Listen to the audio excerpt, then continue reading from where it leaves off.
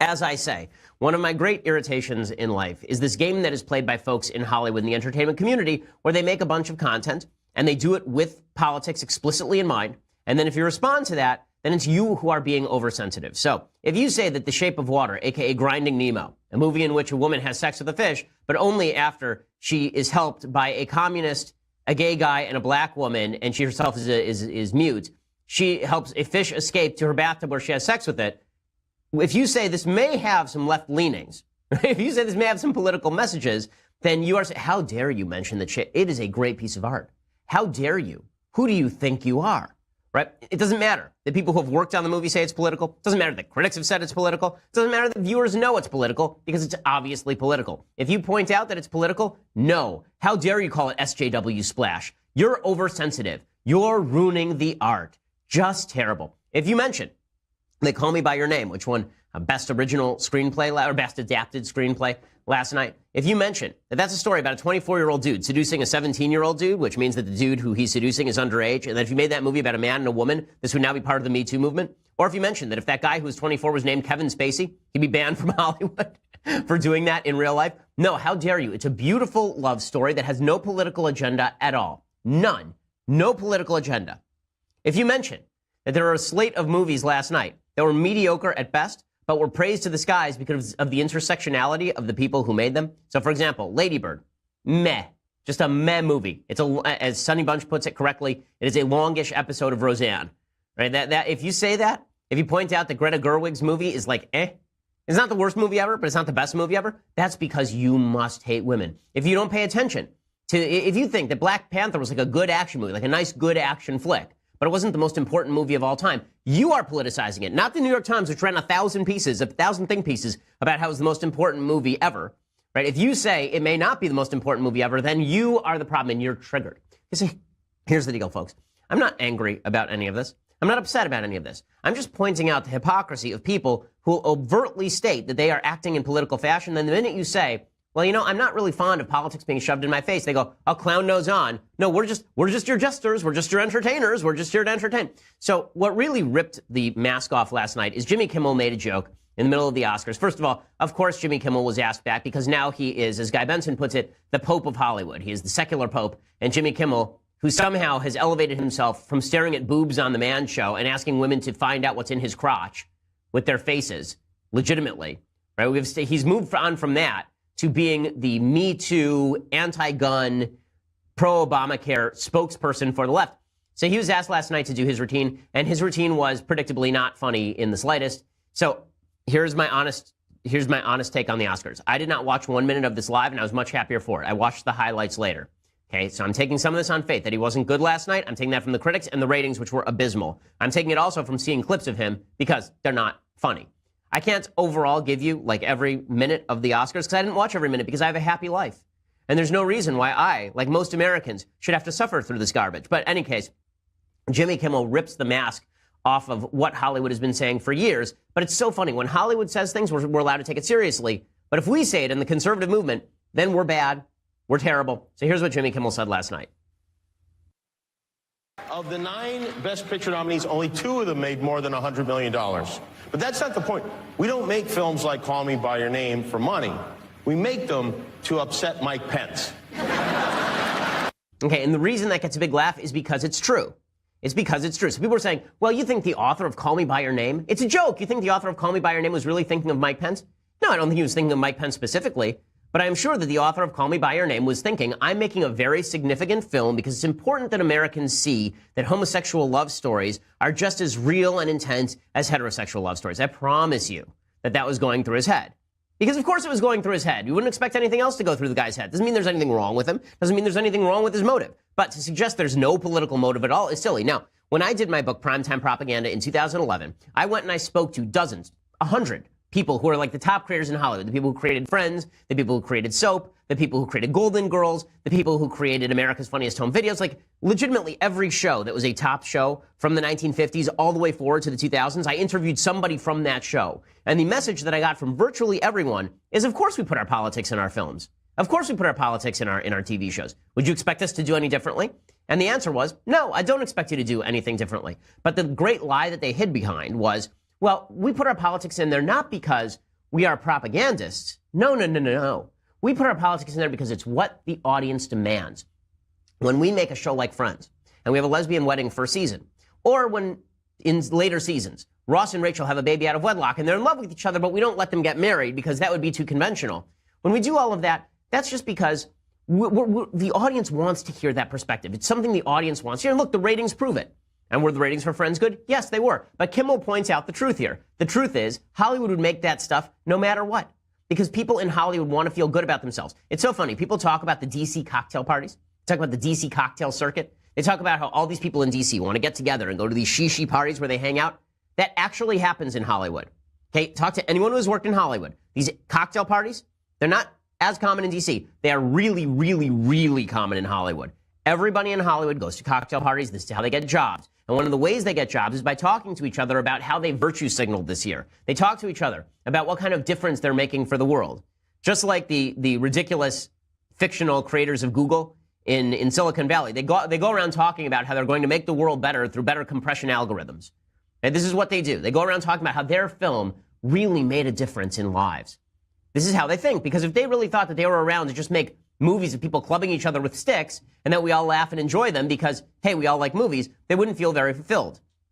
You know, there's a movie called Sullivan's Travels from the 1940s, a great movie. And the whole movie is about this guy who wants to make comedies. He's a comic writer, and he makes comedies, these very famous comedies, and then he decides he wants to make his deep film because he feels unfulfilled. He feels like he hasn't made his contribution to the art. And so he goes out on the road as a homeless guy, and he experiences all sorts of craziness and suffering. All this terrible stuff happens to him, and he comes back and he realizes he ends up in a chain gang. And they showed these guys comedies at night, some of his comedies, and he realizes that's me doing something for the world. That's something Hollywood folks do not understand. Okay, they don't want to make their comedies. They don't want to just do what it is that we enjoy them doing. They don't want to make Thor Ragnarok. They want to make Call Me By Your Name. They may make Thor Ragnarok so that they can pay the bills, but what they actually want to make is Call Me By Your Name. And so when Jimmy Kimmel says, when he reveals there, that what they're actually doing is making films specifically designed so that they can feel good about themselves, that it makes them feel good to slap Mike Pence, it makes them feel good to slap people in the middle of the country, that is true. Now, when Jimmy Kimmel says it, we can all take it seriously. But if I say it, then it's because I'm politicizing the issue. I remember we did the exact same thing with regard to, for example, Joe Biden. So back in the early 1990s, there was a show called Murphy Brown. Murphy Brown had Cameron, what was the name of the woman? Candace Bergen, playing the lead. And Candace Bergen had a baby out of wedlock. And Dan Quayle said, this is not good for the country. It is better if you have mothers and fathers having babies on TV. Right? This is propaganda from the left. And Dan Quayle was ripped up and down. It was his Murphy Brown moment. How dare he suggest that this was politics? It wasn't politics. It was just TV. It was just TV. And then Joe Biden came out in the mid 2000s, right after, or the late 2008, 2009. He came out and he was talking about Murphy Brown, and he was talking about Will and Grace, and he said, of course TV has changed minds. Without Will and Grace, would people have been so accepting of same-sex marriage? And the answer, of course, is no. Propaganda has an effect. That effect is to propagandize. That's the intended goal. And so when Jimmy Kimmel says that they put profit aside to make some stuff like Call Me By Your Name or The Shape of Water, this is true. Does that mean it's deeply wrong and deeply... No. They can do whatever they want. It's a free country. That's fine. But me acknowledging that they're political is no different than them acknowledging that they are political, and that profits, while important to make sure that they boost their industry, their business is no different from my business. The difference is I'm honest about it.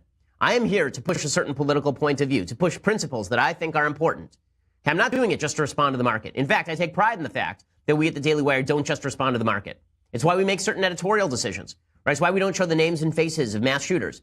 I'm sure that hurts us in the click count. But that is something we are willing to do, right? We're willing to take a hit. And I'm honest about the hits that we are willing to take for a particular political view. It's why I never fell onto the Trump train to the extent that I was, talking about everything being MAGA, MAGA, MAGA genius. Well, I'm sure I would have made more money if I'd done that. Because there are certain principles I think are important. The difference is Hollywood has principles it thinks are important, but they lie about it. They won't tell you that. They will say that they are just there to make entertaining content, and the politics are secondary. Utterly untrue, not true. Kimmel makes that suggestion. Kimmel is correct. What Kimmel says here is right. And you have to keep that in the back of your mind when you watch the rest of the Oscars. Because what the Oscars really are about are not just a moment for Hollywood to award the best filmmakers and to show you what's best in film. It's not about that at all. What Hollywood's Academy Awards are really about is what Kimmel is saying. It is about the slap. It is about making people in the middle of the country feel morally less. It is about the suggestion that Hollywood is showing the best of itself. It's Hollywood's book report at the end of the year, where they demonstrate why they should be there. And according to Hollywood, the reason they should be there is not because they entertain us, not because they make movies we want to watch, but because they do important things. And so they have to reward important movies. And you can see Hollywood's shifting standards for itself over the course of Oscar history. One of the reasons that you can see that Hollywood has shifted its view of itself is the change in the demographic of the people who actually watch Oscar films. So it used to be that Oscar films between 1983 and 2003, really, virtually every Oscar film was a major winner in terms of the box office. Virtually every Oscar film did really well at the box office, at least the films that won Best Picture.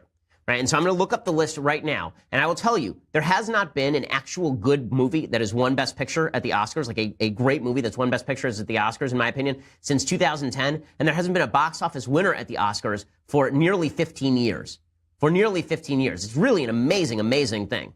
2016, the Best Picture winner was Moonlight, which made like $5 at the box office. Before that, it was Spotlight.